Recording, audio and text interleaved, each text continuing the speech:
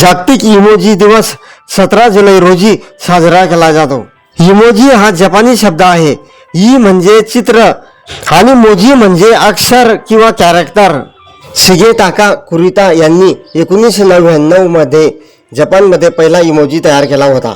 लेखी स्वरूपातील संदेशांमध्ये मानवी भावना जसे आनंद, दुःख, राग सहज आणि अचूकपणे व्यक्त करणारे इमोजी वापरले जातात.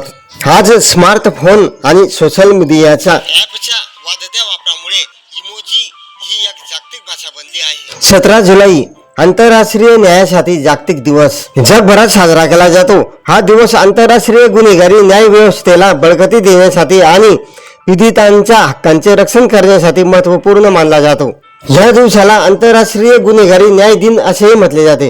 हे न्यायालय कोणत्याही देशावर खटला चालवत नाही, तर गुन्ह्यांसाठी वैयक्तिकरित्या जबाबदार असणाऱ्या विशिष्ट व्यक्तींवर, उदाहरणार्थ हुकुमशहा, युद्धखोर नेते यांच्यावर खटला चालवला जातो. हे न्यायालय कोणत्याही देशाच्या अंतर्गत न्याय व्यवस्थेत ढवळाढवळ करत नाही.